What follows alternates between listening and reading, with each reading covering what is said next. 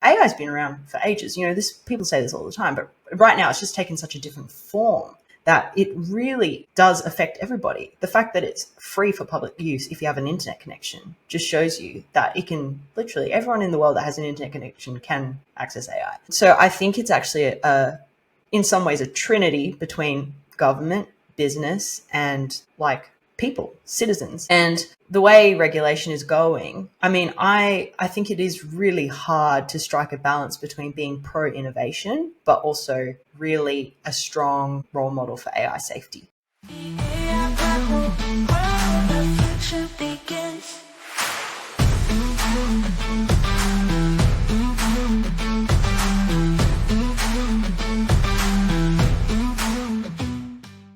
Welcome to the AI Grapple. My name is Kate Vandervoort, founder and CEO of Social Mediology and the AI Success Lab.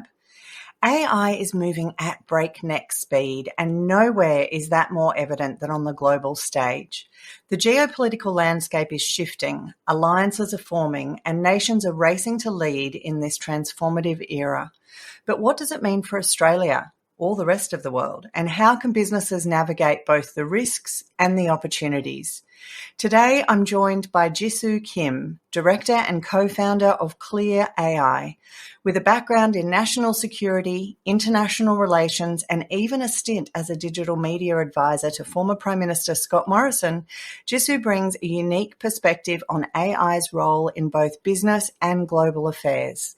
From AI safety to the complex dynamics between the US, China, and Australia, this conversation is a must listen. Just a quick note, AI evolves rapidly, and this discussion was accurate at the time of recording. So get ready for some sharp insights and a whole lot of clarity. Let's jump right in. Hi, Jisoo, and welcome to the podcast. Thanks so much, Kate. Thanks so much for having me on. I am really looking forward to chatting. Oh, so am I. Can you please kick us off with just a bit of your incredible background? I was blown away when I read your bio and saw all the amazing things that you have been up to. And maybe just give us a bit of a runway to how you've gotten to where you are now working in AI. Yeah, sure. Well, I was born in South Korea, but moved to Australia when I was 2, and I grew up in Perth, actually. I was always really interested in politics, international relations, military history, because I guess the Korean War really shaped my family story. And so I kind of went into politics and working in Canberra for my first job straight out of my undergrad.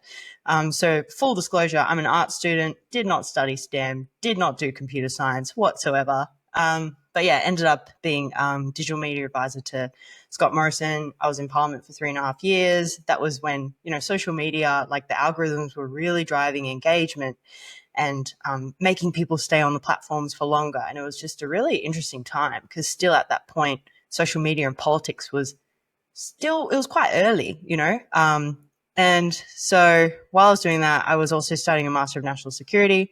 So when I finished that, I jumped out to work at the Department of Defense. So I was there for 5 years. I was in military and security diplomacy. And yeah, more looking at AI from a misinformation, disinformation, national security threat perspective. So I think deep down, I'm actually a massive AI doomer. I've seen way too much bad stuff to say, oh yeah, humanity's going to do a lot of good with this powerful technology. But yeah, from there, actually, I was at a conference in London, end of 2023. And at this point, I'd kind of been playing around with ChatGPT. But as a public servant, you've got classified systems and all that kind of stuff. But I remember just the first thing I ever asked ChatGPT was like, can you write me a ministerial brief for, this particular technology and blah, blah, blah. And it did it immediately, and that was ChatGPT 3. And I was like, oh my goodness. And instead of immediately being like, I'm going to lose my job, I was like, oh, this is going to save me so much time.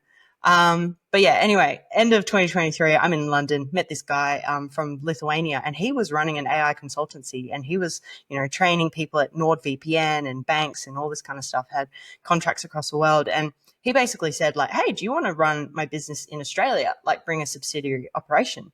And I was like, oh, I'm like not an entrepreneur at all. I'd feel so uncomfortable doing it by myself. And like, I don't know any Lithuanian. So anyway, at that point, one of my really good friends, Josh, and yeah, one of my friends, Josh, like called me up and he said, "Hey, I heard you're interested in this. I'm already kind of doing this for small businesses because his business background is in engineering and tech." And he basically said, "Do you want to just start our own thing in Australia?" And I was like, "Sure." So late last year, I left the public service and kind of came on board. And yeah, I've been doing this AI thing from more of a national security perspective, but that's because I really believe that the strongest national security defense is a strong economy. And I can see massive upside for productivity and innovation in Australia's landscape for this. And yeah, that's kind of why I'm here. I'm learning how to run a business. It's kind of fun. It's great. I'm expecting someone to come in any minute and be like, "What are you doing?" But no one has come in yet, so it's great. Well, I mean, you've come from an area that's, pretty heavily scrutinized to now having Yes. free reign on AI in the world. It's a big shift. Yeah, 100%. So what does your day-to-day look like? What kind of work are you doing? What kind of clients are you working with? Yeah, well, right now, no day is the same. Someday I could be just doing back-to-back meetings because obviously there's lots of interest right now in AI. Everyone wants to know, like, what does this mean for me? What does this mean for my business? A lot of people are figuring out at the individual level what it can do because in a personal context, it's amazing. You can figure out a holiday itinerary in like 2 seconds or whatever it is. And but then they're trying to figure out how to use it in an organization. And that's a completely different ballgame because you're trying to retrofit this new amazing technology into a pre-existing structure that's based on old assumptions, old technology, old processes. So really, like a lot of my time is spent talking to stakeholders, a lot of prospective clients, and that's anywhere from not-for-profit charities and organizations. So we're working with Thank You at the moment, which is they're really awesome, and to like bigger businesses, like in the mining and kind of energy, oil kind of sector. And that's really not what you think it is. It's not like, "Hey, how can you help us like drive revenue and all that kind of stuff?" It's actually like, what is AI and what does this mean for people's jobs and what does this mean for people? Because I'm freaking out about it. I feel left behind. And I actually spent a lot of time talking to C-suite executives because that leadership cohort are the ones being faced with the risks of either not getting on AI or if they are getting onto AI, all the data, the privacy, the security concerns. So, yeah, a lot of talking at the moment in my day. And then other days when we do have clients who get us in to train, we run workshops. We did like a 50-person hackathon in Perth recently where basically we just, taught people how to use Copilot, and we're vendor agnostic. Really, what we're doing is just teaching people how to shift their mindset on AI, and just have fun with it and really have productivity. So that's kind of what we're doing in a nutshell. We're walking similar paths, and I really hear you about I'm finding that often people in business can't see the opportunity until they get past those fears and those concerns. So I think it's such 100%. early days with AI at the moment, just like it was with social media 15 years ago, of having to overcome some of those mindsets and the culture, I guess. And I know that, we've talked about that already, but the culture that these companies have got that really needs to shift in order to embrace this new technology. So I'm so excited to be connecting with you in Brisbane because we're Yeah. walking similar paths. I'm sure there's some great opportunities for collaboration.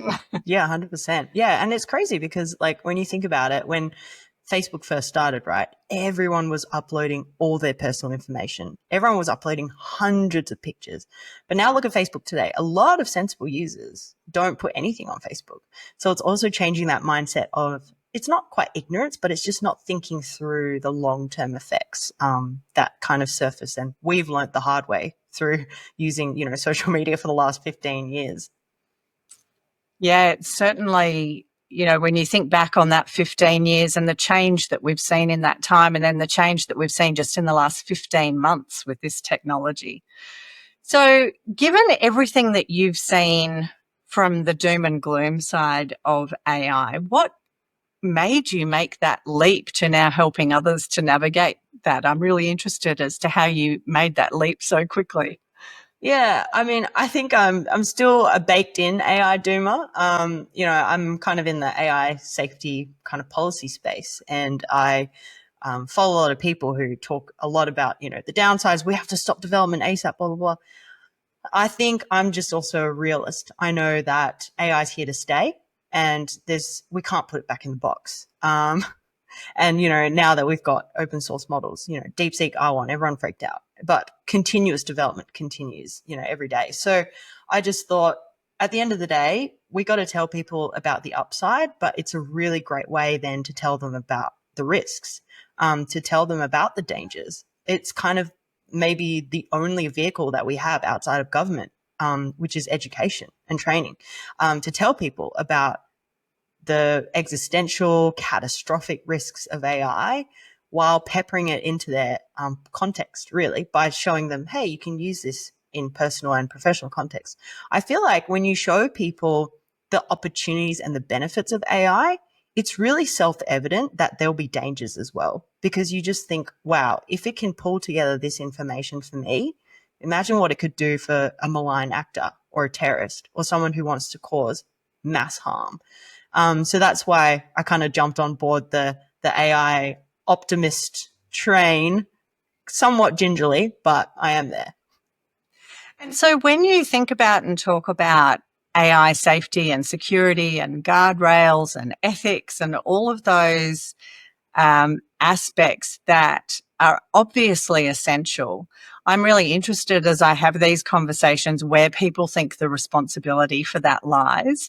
And I know we're going to dive right into the geopolitical aspects of AI, but when you look at the fact that globally we can't even agree yet on what that approach should look like. The EU are being very conservative. Then we've got the summit that happened in Paris last week where you couldn't get agreement between the main players. There's everything that's unfolding in the US at the moment. So when you look at that safety guardrail focus, I guess, where's your view on how that should unfold or where that sits and where the responsibility really lies? Yeah, I think it's such a fine balance, and also because the tech is changing so rapidly. So it's almost like by the time legislation passes or consultation happens, reviews happen, like a lot of the information is obsolete.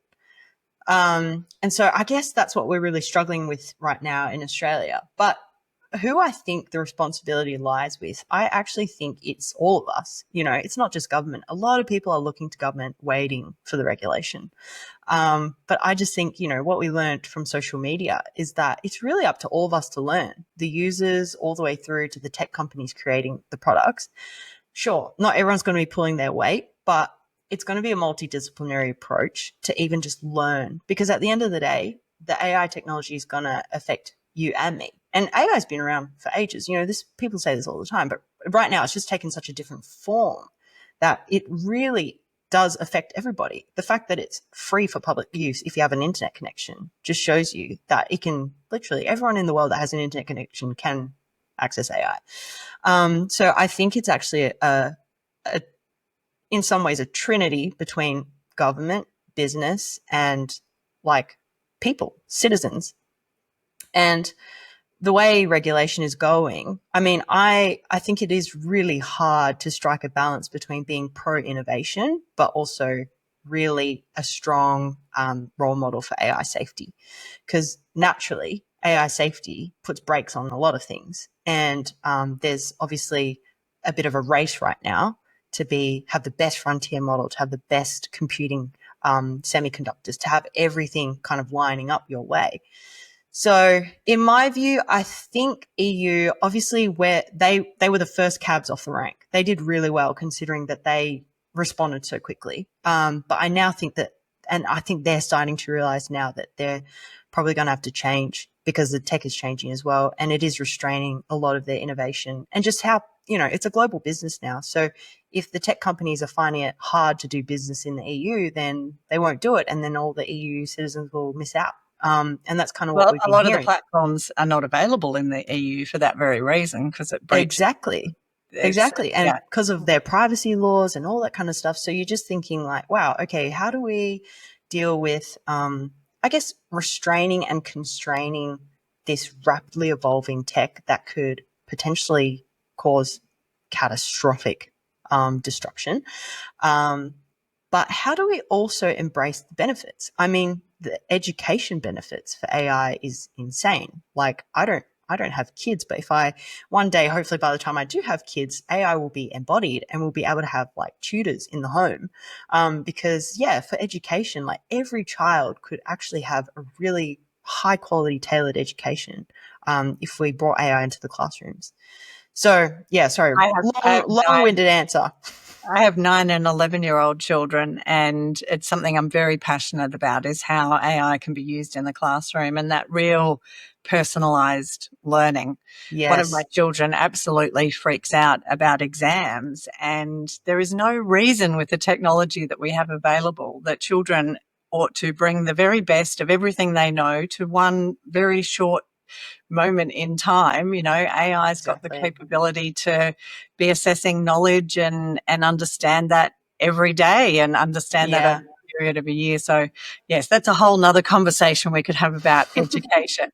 Yeah. Um, but just coming back to the AI and the geopolitical situation that we find ourselves in. So, with your background in national security and international relations, what are you seeing, or how do you see that this arms race between US and China, and what does that actually mean for Australia? So, maybe just explain a bit about the CHIPS Act and the hardware and how that's.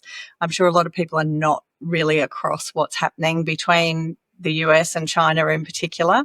So maybe Yeah, of course. explain a bit about the landscape and Yeah. then how you think that impacts us here in Australia. Yeah. So I guess where to begin is that the reason why AI has really made a re-emergent advent into the public consciousness is because of ChatGPT in late 2022. But that's because so many things lined up, mainly computing power, the fact that the chips have come so far and can process so much information. But also another thing is the fact that like we had the internet and so much data on the internet that finally, these algorithms and these systems could actually be trained to know so much, to actually have this brain just fill up with information. And then obviously, the settings were right. People were tinkering around, and even at OpenAI, I think they were shocked when ChatGPT finally came out. And so, with what it did, so yeah, the US currently has a bit of a monopoly on how the chips are made. Obviously, Taiwan, the biggest chip manufacturer, TMSC, it's in Taiwan, and they're actually like building some chip factories like in the Midwest, I think, as well. Like they're just trying to decentralize, just in case something happens in Taiwan, which is Well, I totally remember fair. hearing a politician in the US say, "Oh well, if China take over Taiwan, we'll just bomb the chip factories so they don't have access to the Oh, technology." And yeah, that $500 billion fund that is going to be funding data centers in the US is mind blowing when you think about the scale of that. yeah, exactly. And so, I mean, like with and how chips are made, my understanding is that it's very high quality big pieces of machinery that are in the Netherlands, and it's got to do with like ultraviolet and like other sciencey things that I'm not tracking as closely. But, basically, the US and the allies have the monopoly on that supply chain. And in the meantime, China has been stockpiling for years now chips. And that's why they've been able to kind of catch up and stay in the AI arms race. But really, what it is that, yeah, the fact that the geopolitical discussion has turned into an East versus West is very interesting because really, in my view, it should be safe versus unsafe. We should be cooperating to make sure, that things aren't going out of control. But right now, it's been pitted along those lines. But it makes complete and utter sense because for me, I watched between 2020 and 2024 how China would ratchet up its, disinformation campaigns or the fact that it would undermine the rules based global order by, their claims in the South China Sea, while they're using grey zone tactics to, water cannon Filipino ships that are actually there legally and legitimately. And so for me, it makes sense that the UK and US didn't sign that statement out of the Paris summit a couple of weeks ago, because it doesn't mean that they're not leading on AI safety. In fact, they are probably doing the most on AI safety. And I would say the reason why they didn't is because, they need to be role models in international society, but they would know that China wouldn't play by the rules, even if they signed on to things. We've seen this in other international multilateral institutions where China says they'll do something, but they don't do it, or they lie about it, or they obfuscate, or they blame, or they slap tariffs on Australia. That it's that kind of stuff. So I think the US and UK have rightly made sure that they still have the competitive edge in AI development, because as soon as China is leading, sets the rules, and all that kind of stuff, you're kind of thinking, okay, well, what is China doing with AI in its own borders? Well, it's using it against its people to suppress human rights, to violate human rights, to increase surveillance, to reshape the narrative in a lot of senses. Like, anyone who's used DeepSeek knows that they can't ask questions about Xi Jinping. They have very curated answers about Taiwan. Tiananmen Square massacre never happened. So that's kind of what we're seeing in the geopolitical era. It was really interesting when DeepSeek came along, everyone kind of shifted their focus to there. But, there were the other platforms like QuenChat and Kimi and, there's a whole, and what Alibaba are putting into AI at the moment is, again, mind-boggling in terms of the scale of that. How do you see, it's the right way to ask this question. How do you see, as these amazing models come out of China with their limitations, but how do you see people or companies weighing up, they want to use the tech, but they don't want to use it because it's from China? So it wasn't a very articulate way of asking that question, but yeah, what are you seeing, or what are your views on how people should weigh up that data safety, privacy, ethics, the bias that's baked into those models? yeah. How do we be approaching that? Yeah, I think it's really nothing new. I mean, there's definitely a knee-jerk reaction that's happening. DeepSeek R1 being kind of like banned in all Australian government agencies, and South Korea has also actually banned its citizens from downloading DeepSeek onto their phones further until they've investigated the data privacy concerns. I think in Italy as well. So I think people are just saying, "Oh, hold on, let's just slow down here and have a look." But I think it's no different to say, the bid for Huawei to have 5G network rollout in Australia or New Zealand or in the Pacific or anywhere in the Indo-Pacific, really. It's also the same as knowing that if you download TikTok onto your phone, you're going to have a lot of data privacy violations, frankly, if you look at the terms and conditions. But it's really funny because then people say, well, it's no different to Meta, and it's no different to me giving all my biometric data to like Fitbit or whatever it is.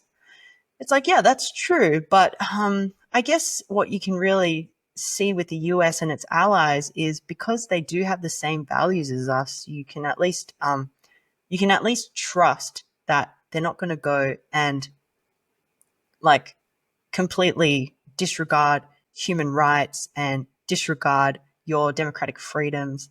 Like, I think at the end of the day, the way that Facebook is moving with free speech, and even with Grok 3 this morning, it sounds like there's not too many safety guardrails and there's a bit too much free speech. But you kind of trust that the institutions in America will correct if they go over a bit more, that it'll correct either through free market, people voting with their feet, or at some point you trust that a regulator will step in. Whereas really with China, that the government and the state-driven enterprises, the state-owned enterprises, are one and the same. You see the Chinese Communist Party parachuting officials onto the boards of many of these tech companies. And you know that at any point they can right along the party lines.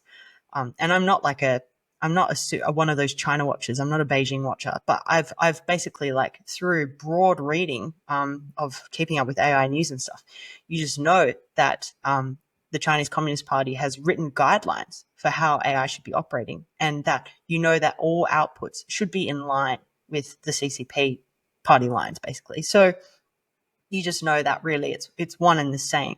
The authoritarian government that has conflicting values to a democratic free state, it's going to be different. So people should really, at the end of the day, though, still really base whether or not they go with an AI model platform off of the terms and conditions and whether or not the use cases will be suitable for you. Because, I mean, with DeepSeek R1, you can at least locally host it. They've just given people the recipe for the engine, and you can really fit it into your own car, which is great. But really, like, at the end of the day, everyone should at least at a minimum understand how AI works, so that they know whether or not they feel comfortable giving access to their data. So I think that's also why Microsoft Copilot is probably the easiest sell for any enterprise right now, because, you know, they've already got the Microsoft data and protections in place. So they're just like, yeah, I trust Microsoft. And once again, that's probably because you know that it's sitting in Silicon Valley, and you know that and I think this has happened before, with the FBI have come to Apple, for example, and said, can you give us the data on this person because they are suspected of a crime? And Apple has turned around and said no before. So, you know, that's kind of the trust that you put into these Silicon Valley companies as opposed to the ones in China. It's such a difficult conversation in corporates and business at the moment, though, because they want to stay within the ecosystems that they're familiar with, but it's not necessarily the most forward, it's not necessarily the most advanced technology when it comes to AI at the moment in terms of use case. And so I don't know about you, but I'm certainly struggling with that conversation where they only want to use Copilot, but it actually doesn't do a lot of what's really possible with some of the other platforms that are available right now. Yeah, I really just say it's just a matter of time. I mean, 6 months ago, I would not have recommended Copilot. But now I'm actually really impressed with Copilot. Yeah, I love that, you know, it can generate slide packs from files. I love that you can, you know, just put together so many use cases and not have to leave the Microsoft ecosystem. So, but I mean, people on Google Workspace, it's the same conversation now. You know, we have prospective clients who are always saying, oh, but we're on Google and Gemini's not making the cut. And I'm like, I reckon they'll be up to speed soon. You know, that's how it's working right now in AI. As soon as one person, one company like releases something, everyone comes on board to see if they can keep up and smash all the same benchmarks. Yeah, and just like it was with social media, every company, every business has got to figure out how much gas it's going to, how much they're going to put their foot on the accelerator as opposed to waiting and seeing. I feel like there's a lot of companies in Australia who are a bit frozen at the moment on wanting to move forward and take action, which is why a lot of us are having a lot of conversations as people are trying to figure out sort of the right balance of how much action to take as opposed to waiting and seeing how the tech evolves. Yeah, 100%. So there's obviously a lot of fear around AI safety, and particularly things like job loss right through to existential threats of, end of humanity. What are you most concerned about when you think about the risks, and how do businesses, I guess, balance some of those larger scale risks that some of us are thinking about? Yeah, I guess to tie in like the macro geopolitical lens to the domestic kind of productivity landscape lens, the biggest risk is really keeping your head buried in the sand and actually not educating yourself on AI. It doesn't matter if you're a frontline worker, you're, just someone who's in mid-management, or you're that CEO kind of C-suite executive. I think everyone should learn about AI. And it doesn't mean you have to shovel out thousands and thousands and millions of dollars upfront on, licenses and products. It's actually just understanding that AI can't think. It's understanding that, it's really just a massive statistical probability calculator giving you the answers that you want, is super smart, can figure out the context, all that kind of stuff. But it's really familiarizing yourself with it and understanding that right now you are likely going to lose your job to someone who does know how to use AI, because people who are AI leveraged, like studies have shown, I think MIT did a study in 2023 with Boston Consulting Group, and they found that they were, pretty like 58 or to 78% times like quicker. AI made them faster.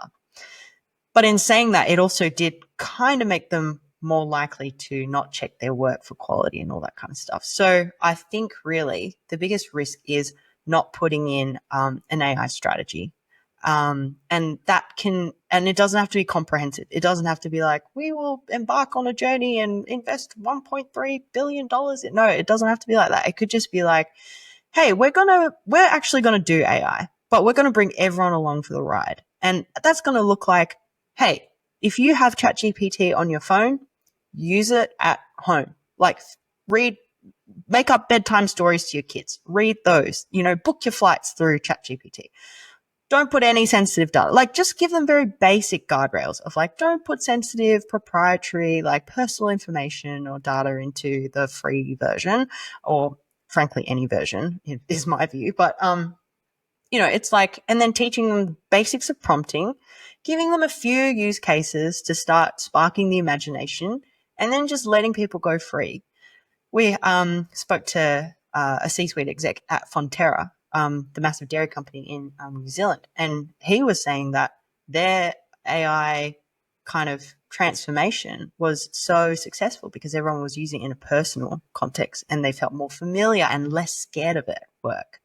And, I'm talking to people that work in big financial services, big mining services, and they're spending hundreds of thousands to millions of dollars on licenses a year, but they're finding that people are barely touching the AI.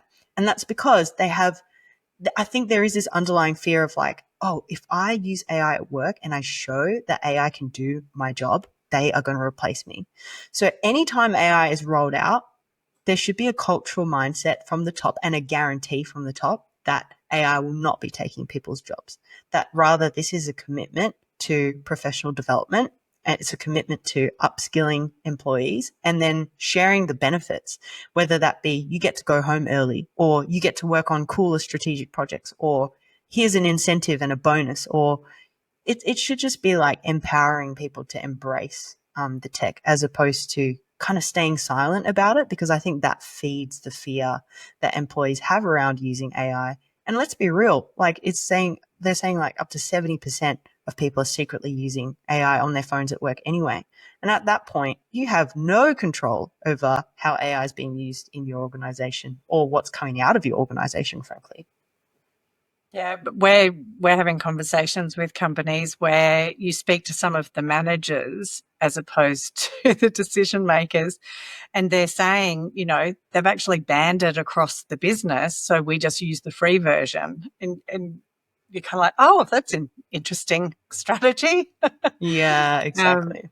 And yeah, I mean, I'm finding that there seems to be these two unhealthy mindsets. One is the one you spoke about, which is people fear that if they show how good AI is, they're going to do themselves out of a job.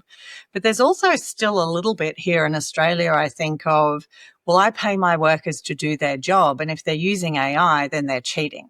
And I think that's a really flawed concept too, because if we bring the best of who we are, our wisdom, our experience, our skills, our expertise, and then add AI to that, then we lift productivity. We can serve more people. We can be more human in the parts that really matter within the business. So yes, we're experiencing the same kind of conversation. Yeah, but that's why, culture is so important, because if you are just handing in work and saying, oh yeah, I did this, or like, oh, the AI did this for me, that's like no ownership or no responsibility or no accountability. We really tell the organizations we work with, like, get your people to be accountable for the work that they produce with AI, because frankly, they are the human in the loop, and they're the ones that will be responsible either legally or, within your organization, internally, externally. They're the ones that made the call to put that up as their work. So, yeah, it's totally a culture thing. And I think that creating that playground or that safe place where they can explore at work too. So it's, you put the parameters in place, but then let people be creative and explore within those, within the sandbox is definitely the best way to approach it. Exactly. So when you look down the line, the hill that we're standing on is getting smaller and smaller. When you look ahead, what are you most looking forward to, or where do you see the biggest benefit for yourself or for the companies that you're working with to really leverage and make the most of AI in the next short to medium term?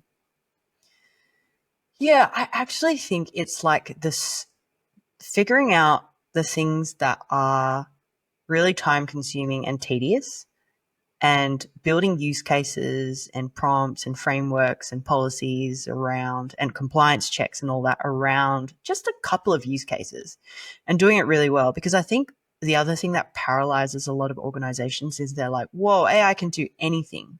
And therefore AI will probably end up doing nothing.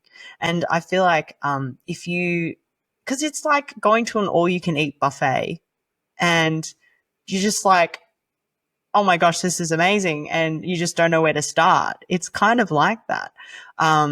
Because then on the flip side, you've got all the dangers. Like, you could get food poisoning or you could like overeat and have indigestion and all that kind of stuff. It's just pretty much the same. So really it's just picking like maybe 3 to 5 really good use cases that work in your context, getting really good at that, like working on the culture and the frameworks and the processes around that, empowering the right people, and then like doing a review a couple of months down the track and being like, okay, cool. Like, yeah, that worked really well. Let's go to the next one. And it's really taking those small steps.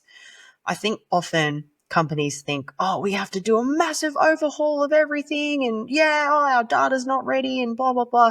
So before we even get there, like, let's talk about the data governance stuff. Like if your data governance is all over the shop, you're not even on the cloud, or all your structured and unstructured data is labeled incorrectly or filed in completely random places, definitely get that in order, because otherwise AI is just not going to work for you. So AI can also help get that in order. Exactly. But it's so important. It's like you got to do the front end work first before you really start getting your people on it. But it is a journey. And I think a lot of leaders think that AI, you can have like immediate benefits now. But they often think that it's like going to be the magic bullet that solves all their woes.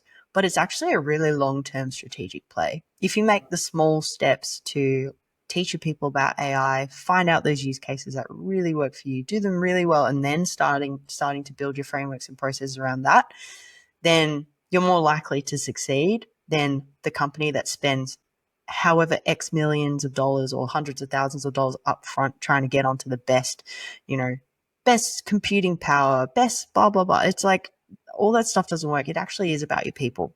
It's upskilling your people. So I'd say the best investment right now is to educate. Educate your people. We get approached for lunch and learns. We do lunch and learns. We can do webinars where we basically just baseline knowledge about AI in your organization. And then that just starts the conversation. It starts the conversation in the boardroom about policies. And then it starts the conversation like on the office floor about how are you using AI? Oh, I'm using it like this. Oh, that's awesome. So I think it's really about, just shattering and demystifying, like shattering the fear and demystifying AI first and foremost. And I'm dying to know, what is your favorite AI platform? Well, I mean, I really liked Claude last year, but I'm now back on the ChatGPT train. ChatGPT Pro is insane, like the deep research stuff. I just think it's amazing. And we now have Operator in Australia. Yeah, exactly. I mean, it's so funny because like even I have like the AI doomer in me is still like, I don't know if I could trust it. But again, it's like figuring out those 1 to 2 use cases for me. But actually another one that I really, really love is Notebook LM, because, I am still kind of in the AI safety policy, geopolitical news space, and there's just so much that comes out every day. And, my attention is kind of split between, the AI productivity and the optimism and, oh my gosh, look at this cool new product and look at this. And it's also split between the, oh no, and now like here's another geopolitical movement that is possibly going to inch us closer and closer to the end of humanity as we know it. So Notebook LM really helps me just like, for those who don't know, it's basically a Google tool. It's on a browser. You just open it up. You can drop in PDFs, web links, which is like articles, blogs, news stories, et cetera. And then you go and it can create like basically a briefing note, which is awesome. But my favorite is that it can turn it into a podcast. So then you have two AIs that laugh and giggle and pause and discuss like we're now doing, Kate. And they basically discuss the ideas that you like in all the sources that you dropped into it. So in some ways, it's like reading through all this material, but helping you really frame it in your context and really discussing the ideas in a really interactive way. Because I love learning through podcasts and through listening. So, I find Notebook LM to be like super, super useful. They just need Australian accents. Yeah, I have to agree. It's like that Californian accent. Mary and Bill, I call them.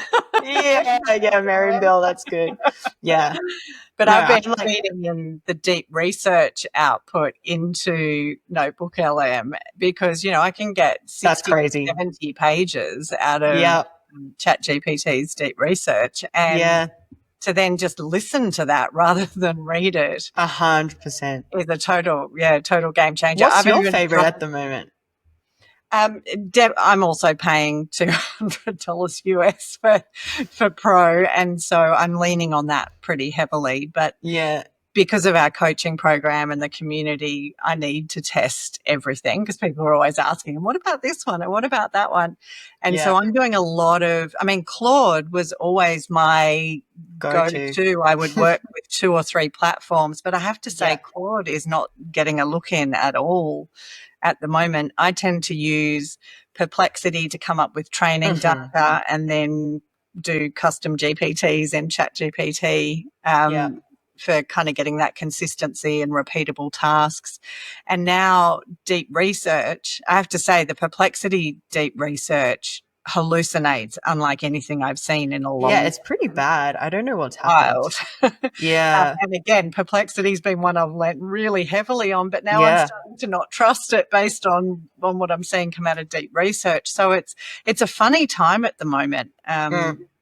I played around with Grok over the last week and the image capability there was pretty amazing and got some pretty good data out of Grok as well. So it's the days of the wild, wild west. And it literally reminds me of 15 years ago when I started my company in social media.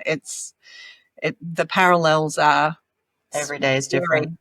Every day is different. And every day it has like a new update that you just weren't expecting.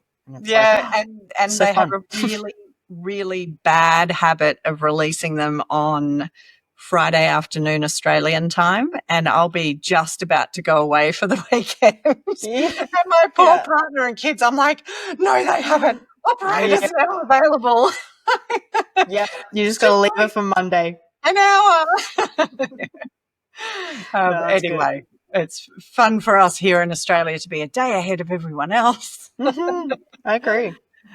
Look, thank you so much, Jisoo, for your time today. I've really appreciated going into some of those deeper issues around particularly the geopolitics, but it's great to connect with someone doing similar work here in Australia. And 100%. I think we're all treading that culture and education path at the moment. So and I actually think like at the end of the day, we have a big mission, I guess, all of us, and that's to bring everyone in Australia along for the ride. And so I think if anyone is kind of even remotely interested in this space, like we should just connect and, have this community. I know there's AI safety communities, but I don't know much about, the productivity landscape or like communities. I think, we think about the big ends of town kind of monopolizing that space. But I think, we should definitely be sticking together because really we have the same aim, the same goal. We want everyone in Australia to use AI, but use it safely and responsibly. So got to stick Yeah, together. and I think we all have a responsibility as humans to bring everybody along on the ride too. So I know that we're here in Australia, but it as you said early on, it's a very, we're living in a global community now, and it's it's good to keep Australia at the forefront. So also to connect. I mean, we are so far away from the US. I always use the US for my professional development opportunities, but it's about creating community here in Australia as well. Yeah, 100%. And like one last thought to kind of leave on, I guess, is, we're Australians, we're universally beloved, really. We're like a middle power, and we've got the right friends in the right places. And I really think we're only going to get better with AI if we AI leverage, and we're going to compete better in this global economy. But also, I think we're really good at the people to people links. We could go into our near region and start helping developing countries and those communities that actually might get left behind when jobs start to automate and, call centers disappear and all that kind of stuff. Like, we really should be on the kind of humanitarian front there as well, in getting ahead and learning and training other people in our region so that nobody gets left behind in the world. I agree. Lovely note to end on. Now, where's the best place for people to connect with you, Jisoo, if they want to find out more about what you're doing? Yeah, so I'm on LinkedIn, Jisoo and surname Kim, and then we actually have our own podcast as well. It's called Cutting Through the Hype with Clear AI, and you can always find us on www.clearai.com.au. Excellent. And we'll put all the links in the show notes as well. Awesome. Thank you so much for your time again today. No worries. Thanks so much for having me, Kate. It was great to chat. Thank you for tuning in to the AI Grapple. If you enjoyed this episode, please share it with your friends and colleagues and subscribe on your favourite podcast platform. We would love to hear your thoughts, so reach out with any questions or comments about the show. Until next time, keep grappling with AI and stay curious.